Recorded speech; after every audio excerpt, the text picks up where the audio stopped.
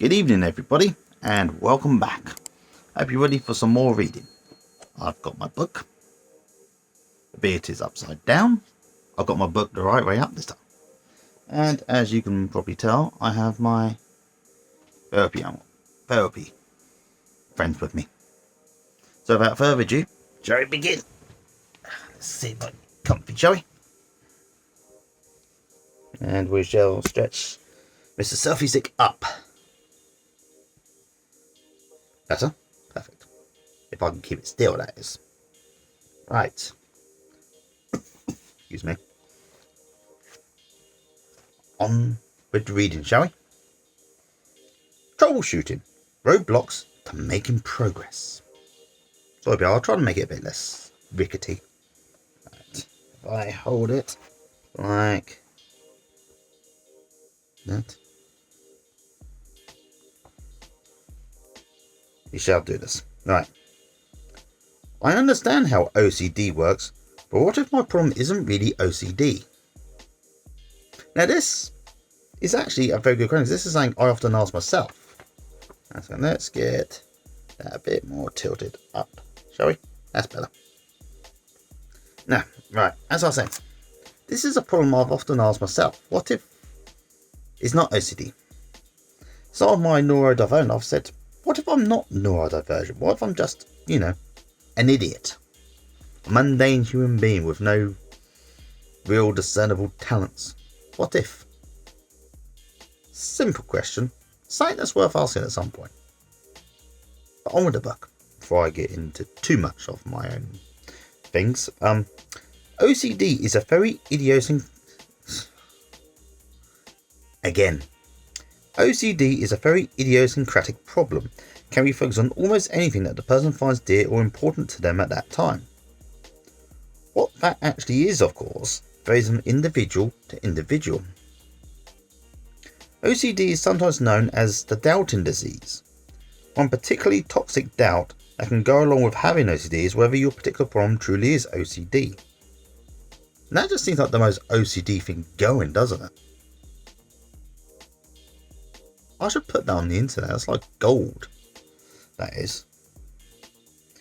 If you have had this doubt, you may have read the last few chapters thinking something like, I understand that, but my form of OCD doesn't quite fit. The implication of your problem not being OCD is that the original meaning that the thoughts you have is true, i.e. you are still being sucked into theory A, the theory of danger. If you treat the thought, what if I do not have OCD, as an intrusive doubt, then you can draw a fish's flower based on this, which might look something like the following. And we have one.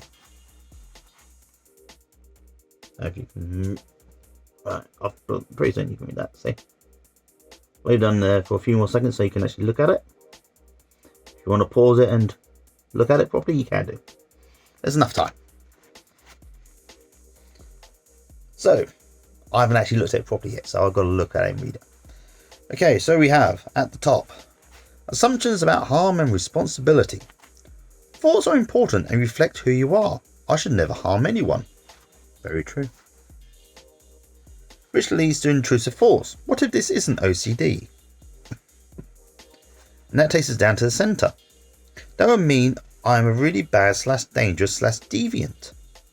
I can't face that. I must protect others from myself. Now, we read this story earlier, didn't we, if you remember? There was the guy who had intrusive thoughts about hurting his kid. But he learnt that the thoughts are just thoughts. They don't define who you are.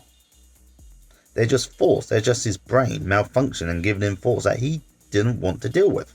Then again, who wants that? Who actually wants to see that sort of thing in their head? He got past it, because he learnt that those thoughts in his mind were not him. That was just his brain malfunctioning. Okay, it doesn't say it in the book, but that's what he realised. He realised that his brain was malfunctioning, and that is why the intrusive thoughts came from. They were not his thoughts. They were thoughts of another. Just like I discussed in the last video. Your thoughts do not define you. Your actions define you. Now back to the thing. Now, it leads to many things such as rumination, which can lead to anxiety. You can push your thoughts away, you can give yourself reassurance, or you can just avoid knives in general. Not much I can say to that, really. I can't accept that. I'm not really dangerous or bad. I should stop doing that.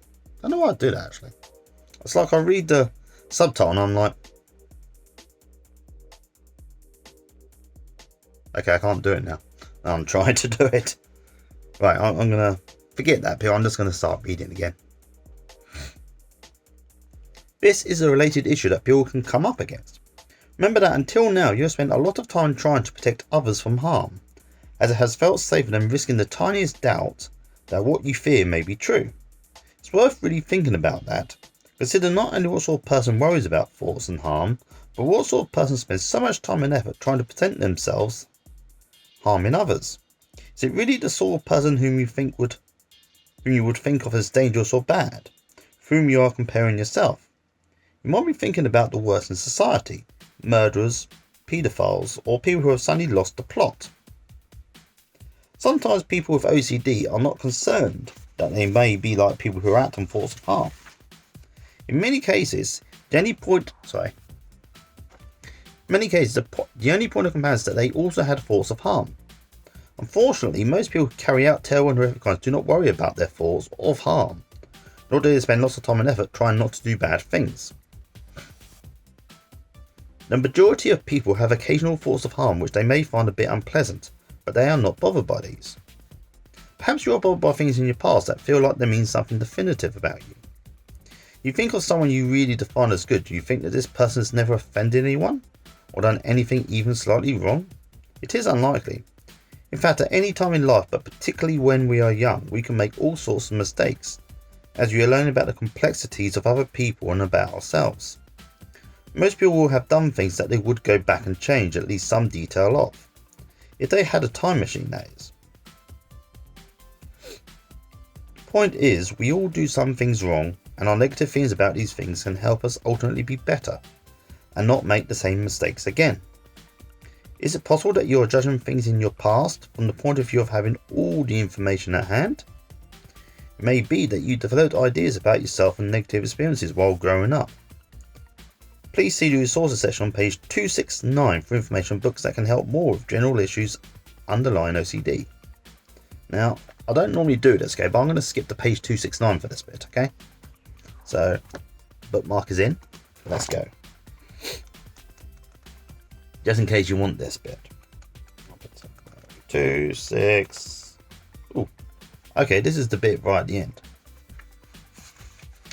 So I'm going to leave that. Okay, this seems to only really apply to the UK, some of these sources. So if you're outside the UK, they may not be as help, but there might be some websites or something you can look at.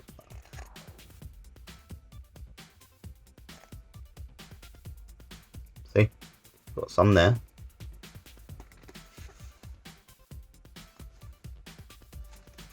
I'll show you. I'll go through this again at the end, obviously, but I'm going to give this to you now. See?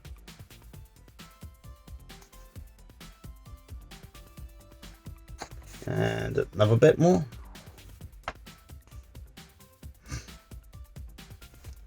Okay. I suggest you, if you didn't get to read it all, then go back and pause. Okay, that's it. That's it for resources. Obviously, I will go through it at the end of the book, but for now, we're just gonna thought I'd quickly show you as it did mention them. Okay, let's get this straight. Okay, sorry if I've got an itch on my leg. Okay, back to the reading. I can't be sure that is theory B, so it's safer to act as though it is theory A. Didn't do the eyebrow thing. Oh no, I just did. Just done it then. I should really do some outtakes. That'd be gold. This relates to the discussion above. The OCD has been telling you that it is better to be safe than sorry. This would be fine if those were the options you were actually choosing between. fact is that OCD comes at an immense cost to yourself and your family, and is a very unsafe option as it damages lives. It's important to really think about this and engage with the reality of what OCD is doing and could do to your life. Even if OCD has taken a huge amount from you, the good news is that you can decide to do things differently and get your life back. Think about that for a moment, people. You can get your life back. Isn't that something we all want? Yeah, excuse me, I still have this cold coming out. But I'm determined to make these videos. Okay. I've done some exposure, but I'm still anxious. If your anxiety is not subsiding during the behavioural experiment, one of the more common reasons is that you may still be doing particular things to try to manage the anxiety, prevent what you fear from happening. As we know, these sorts of things are what in themselves keep the anxiety and doubt going. So if your experience is that anxiety is not going down, ask yourself if there is any part of you that is acting as though the problem is one of danger when you are doing your experiment. For example, are you doing any mental cleaning when you are touching something contaminated? Have you planned your experiment at a time when someone will be back soon to catch you in the act if you did something wrong? OCD is a problem of doubt and fear. In a behavioural experiment, the more you can eliminate doubt that the reason nothing happened is because let's read that whole sentence again, shall we? OCD is a problem of doubt and fear.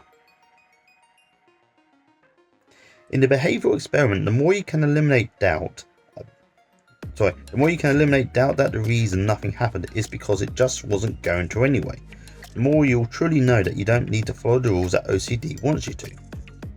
Outside the experiments, have you really lived according to the idea that it's a worry problem? It's important not to hold back, because doing that is what is keeping you anxious. Now, I hope you're paying attention, even though it is very hard with me, my cold and things coming out of my lack of concentration tonight.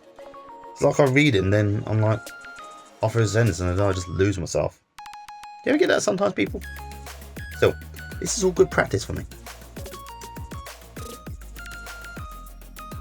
Sorry. Excuse me. I'm not getting rid of the problem as fast as I want. It's good to move as quickly as possible to overcome your problem, but do not beat yourself up if you do not achieve your aims as quickly as you want. You might find yourself automatically washing your hands in certain situations, or you might find your intrusive thoughts and anxiety harder to ignore than you anticipated. Be kind to yourself. You are tackling a difficult problem. Being hard on yourself, calling yourself names, or criticising yourself is never helpful when trying to overcome OCD. Calling the OCD bully rude names is to be encouraged. Also, you might want to consider enlisting the help and support of someone you trust. Overcoming OCD is a tough prospect, and it is really helpful to have someone to cheer you along and pick you up if you stumble. If you do slip up, a great thing to do is to turn defeat into victory.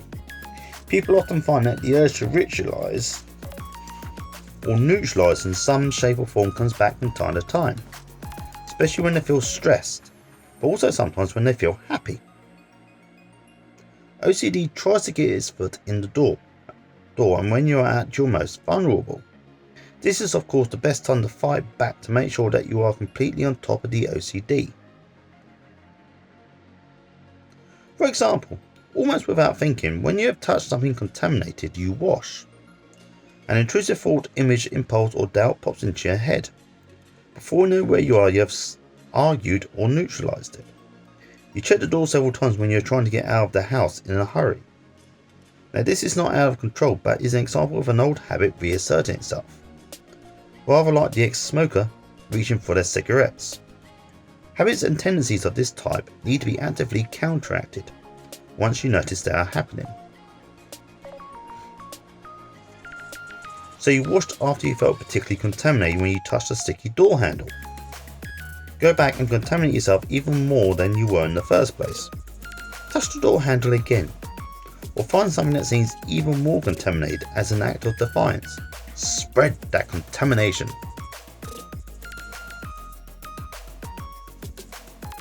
Man, you know this was written before 2020, don't you?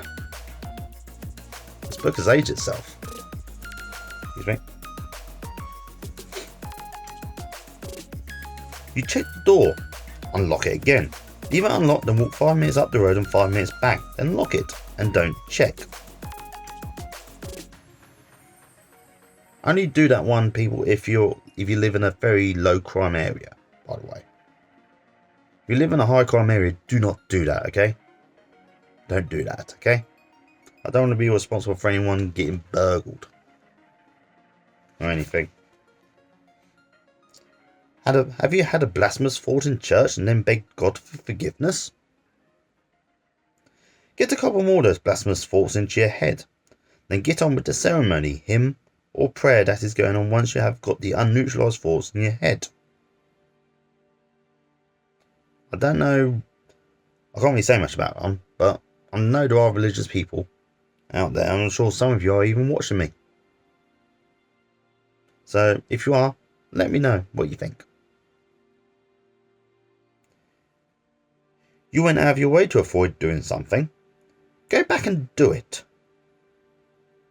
In summary, once you have got rid of most of your OCD but still have little urges to ritualize, avoid or put things right in an OCD way, listen carefully to the small but insistent voice of OCD which remains, and do exactly the opposite of what it says. Go over the top if you can.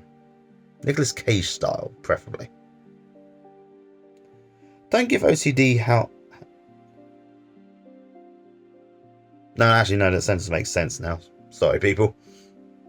My brain had a glitch. Start again. Don't give OCD house room or a foothold.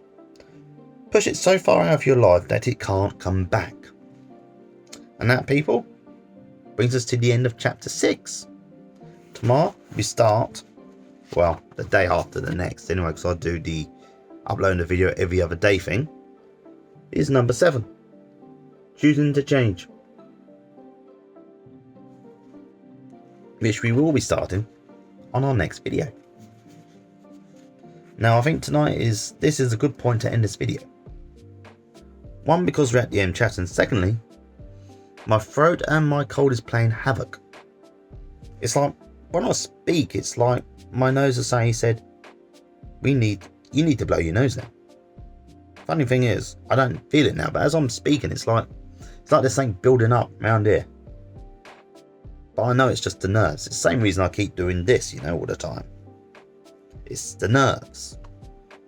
You'd think after 6, actually almost a year now of making these videos, I'll be less nervous, but fun fact, I'm not. I really am not. Anyway, that's it for OCD reading tonight. I hope you are well. I hope you're taking care of yourselves. And until next time, the next video... Oh, sorry, I should say, this is normal program, by the way, but once my voice and my cold gets better, the length of the videos will increase back to the rough 25 minutes they used to be. Promise you that. And after this, we have another book to read. And there'll be others too. And hopefully the authors don't block my channel for it. I'm sure they don't mind. I mean, if you have written this book, and you did write it, please don't block me, okay? It's not my intention to steal. Just want to read to help me and to help others out there. And I will say this now. Get the book, okay, people? It's a good book. There is a link in the description of this video to buy the book, or rather to give you the title so you can search for it yourself. I, however, will not be making any money off it. Okay? I wish I was making money from it. Although, if someone did approach me and said, would you read this book on our channel for money, I probably wouldn't. Because that would make me very, skeptical about it, Not that I'm opposed to selling out, of course. I mean, if NordVPN wanted to sponsor me, then I'm fine with that. Better help? No. Electronic golf tees? Yeah, I'll take one. Until next time, here's the book. There's the thing. There's the authors. Until next time, people, take care of yourselves, alright? Bye.